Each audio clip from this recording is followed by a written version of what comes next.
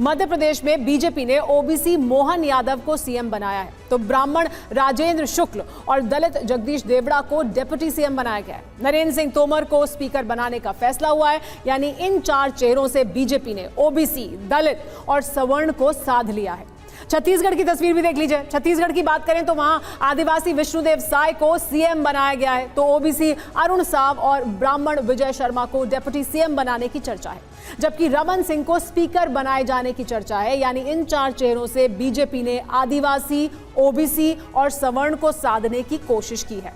राजस्थान की भी बात कर लेते हैं। ब्राह्मण भजन लाल शर्मा को सीएम बना दिया गया है। अनुसूचित जाति से आने वाले प्रेमचंद बैरवा और राजपूत दिया कुमारी की डिप्टी सीएम बनाने का फैसला किया है, जबकि सिंधी समाज से आने वाले वासुदेव देवनानी स्पीकर होंगे। यहां भी सवर्ण और दलित को साधने की कोशिश हुई है।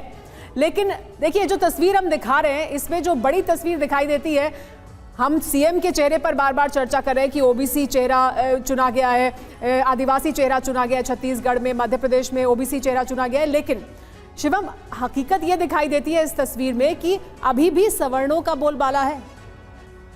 नहीं, मैं ऐसा मानता हूं कि मैं फिर से वही कहना चाहता हूं, जातिगत आधार जो है आप उसको दे रहे हैं या फिर बाकी पार्टियां दे रही हैं। भारतीय जनता पार्टी के विषय में जब आपने मुझसे पूछा तो मैंने फिर से यही कहा कि कहीं ना कहीं भारतीय जनता पार्टी की विचारधारा से जो जुड़कर आगे बढ़ेगा उसको कहीं ना कहीं मौका मिलेगा। लेकिन यहां विषय साफ है, ये तो सोचना दूसरों को है, दूसरी पार्टियों को इस चीज को देखना है, दूसरे लोगों को इस चीज को देखना है कि जो आदिवासी विषय उन्होंने कहा। मैं कहता हूं अजीत जी का हमेशा से उनका जो जाति प्रमाण पत्र रहा वो विवादों में रहा और किस तरह की चर्चाएं रही। तो अगर आदिवासी मुख्यमंत्री दिए जाते हैं तो मैं मानता हूं ये इससे ज्यादा बड़ी बात और क्या हो सकती है। अगर राष्ट्रपति आदिवासी हैं तो इससे बड़ी बात क्या हो सकती है। मैं मानता हूं किसी भी राज 12 पद 7 सवर्ण, इस पर क्या कहेंगे? नहीं, मुझे आपकी आवाज नहीं, क्या कहा आपने? 3 राज्य 12 पद 7 सवर्ण, 12 पद हैं, 12 पद हैं, सीएम, डिप्टी सीएम, स्पीकर, 12 पद, इनमें 7 सवर्ण हैं। मैं मानता हूं कि यहां पर जातिगत राजनीति का बेहतर एग्जाम्पल और क्लासिक एग्जाम्पल अगर कोई है तो वो विपक्ष है या फिर क्षेत्रीय पार्टियां हैं। भारतीय जनता पार्टी इस तरीके से कार्य नहीं करती। भारतीय जनता पार्टी काम करती है कि हमारा कार्यकर्ता कौन है, किसको आगे लेकर जाना चाहिए, कौन पार्टी की दृष्टि के, संगठन की दृष्टि से आगे बेहतर हो सकता है, कौन मोदी जी की गारंटी को धरातल पर उतार सकता है, वो सबसे ज्यादा बड़ा विषय है। हमारे लिए यहां पर यह सब विषय नहीं है कि कौन किस परिवार से है, किस जाति से है, किस वर्ण से है। नहीं, विषय यह है कि सबका रिप्रेजेंटेशन होना चाहिए और सबको साथ लेकर आगे जाना। हमारे साथ एक्सपर्ट मौजूद है, प्रोफेसर यतीन्द्र सिंह मौजूद है। प्रोफेसर यतीन्द्र, किसको साधने की दरअसल कोशिश है? हम 12 पद देख रहे हैं, मैसेजिंग बहुत बड़ी है कि ओबीसी, ट्राइबल, उसकी बार बार बात हो रही है, लेकिन 12 पद में से 7 तो सवर्ण है। नहीं, मुझे लगता है कि ये इसको इस तरह से नहीं देखा जाना चाहिए। मुझे लगता है कि देखिए, ये पहली बार ऐसा प्रयोग हो रहा है भारतीय जनता पार्टी में कि वहां मुख्यमंत्री, 2 उप मुख्यमंत्री और एक स्पीकर पर 4 अलग अलग समाज के प्रतिनिधित्व की बात हो रही।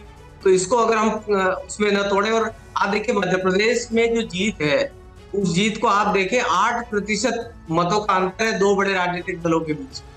और जब ये 8% मत आपके पक्ष में आते हैं तो ये जो महत्वपूर्ण आयाम है उसका यह है कि आपको समाज के सभी वर्गों ने मत दिया है, अनुसूचित जाति, जनजाति, पिछड़ा और सामान्य सभी का।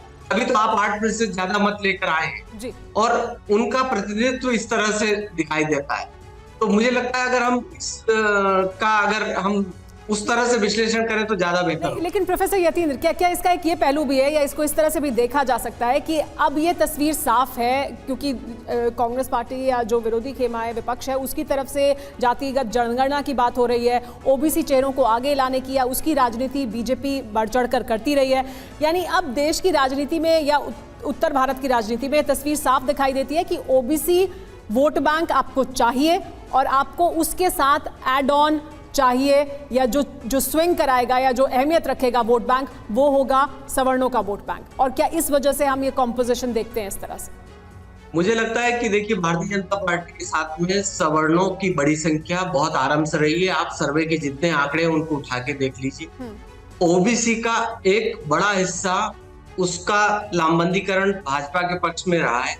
और मुझे लगता है ये इस बार इन्होंने जो अनुसूचित जाति और जनजाति को भी अपनी तरफ लाने का जो ये प्रयास है, ये असल में एक बड़ा गेम प्लान है, क्योंकि जो आप जितना बड़ा वोट बैंक है उसके बड़े हिस्सों को अपनी तरफ किस तरह से खींच के ला सकते हैं, उस प्रयासों में दिखाई दे रहा है। और निश्चित रूप से ओबीसी हिंदी पट्टी में बहुत बड़ी संख्या है।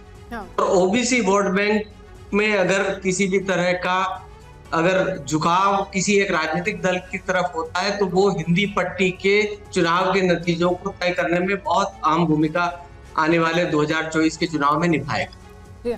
सुरेंद्र राजपूत जी, क्या ये तस्वीर दिखाई देती है कि ओबीसी, जो कह रहे हैं प्रोफेसर यतीन्द्र भी, कि ओबीसी वोटों का झुकाव जिस तरफ होगा वो तस्वीर को बदलने की क्षमता रखते हैं, लेकिन अगर ओबीसी वोटर में ध्रुवीकरण होता है और वो एक तरफ जाता है तो फिर क्या सवर्ण वोटर स्विंग वोटर की तरह उसको, उसकी अहमियत या उसको अहम बनाने की कोशिश भी हो रही है, एक राजनीति वो भी है? तीन चीजें इसमें सुमेरा बहुत महत्वपूर्ण है। पहली बात तो मैं इनसे सहमत हूं यतीन्द्र जी से। इन्होंने कहा कि ओबीसी वोट निर्णायक भूमिका में होगा और ओबीसी वोट अपने समाज का या किसी एक जाति का प्रतिनिधि देने से किसी के भी पास नहीं आने वाला है। वो जाति जनगणना करके संसाधनों पर हक मांग करके बात करेगा और जाति जनगणना के भारतीय जनता पार्टी विरोध में है। पहले समर्थन में थी जब इनको वोट चाहिए था, आज वोट ले चुके हैं तो ये विरोध में है। तो ओबीसी वोट का जो फैक्टर है वो जाति जनगणना से बिल्कुल जुड़ा हुआ है। इस चीज को बहुत ध्यान रखा जाना चाहिए। दूसरी बात, इतिहास में लोकतंत्र के पहली बार ऐसा हो रहा है 1952 से लेकर के आज तक, जब स्पीकर की जाति बता करके, स्पीकर की विद्वता नहीं बताई जा रही है, स्पीकर की जाति बता करके उसको रखा जा रहा है। स्पीकर तो सारी पार्टियों का होता है, स्पीकर किसी एक दल से संबंधित नहीं होता है। तो स्पीकर की जाति बता करके अगर आप स्पीकर को बनाने की बात कर रहे हैं तो यह लोकतंत्र के क्षरण का एक बहुत बड़ा नमूना है, जिसको लोकतंत्र को भी ध्यान रखना चाहिए और आप जैसे मीडिया हाउसेस को भी ध्यान रखना चाहिए। क्योंकि स्पीकर को लेकर के आप जाति का कार्ड नहीं खेल सकते, स्पीकर को लेकर के तो आप संविधान की जानकारी का कार्ड खेल सकते हैं। तीसरी बात जो आप कह रही थी कि सवर्ण वोटों की बात करूं मैं, तो निश्चित तौर पर सवर्ण वोटों के सामने जो मुझे लगता है कि बेरोजगारी एक बड़ा मुद्दा है, महंगाई बड़ा मुद्दा है। तो जब आप बेरोजगारी और महंगाई की जगह पे आप उसकी जाति को खाली एड्रेस करेंगे तो मुझे नहीं लगता कि आप जैसे वो। और दूसरा, एक सबसे बड़ी बात, सारी बातें आप लोग ओबीसी, अगड़ा पिछड़ा, बाकी सारी चीजें कर दे रहे हैं। इन पूरे उसमें अगर आप मुझे बताइए तो कि अल्पसंख्यक समाज, चाहे वो सिख हो, चाहे जैन हो, चाहे पारसी हो और चाहे मुस्लिम हो, इन चारों का रिप्रेजेंटेशन कहां है? अगर आप इस रिप्रेजेंटेशन की बात करते हैं, जो संख्या मुस्लिम, जैन, सिख, ईसाई की, इनकी संख्या अगर लगभग 22% से ऊपर है भारतीय समाज में, तो इनका कोई रिप्रेजेंटेशन है क्या इन सारी जगहों पर? हम सब जातियों की बात कर रहे हैं, अगड़े पिछड़े दलित आदिवासी की बात कर रहे हैं। तो ये अपने आप में, ये जिसको कहते हैं ना कि ये जिस तरीके की बहस भाजपा चलाना चाहती है, ये अपने आप में बहस बेमानी है।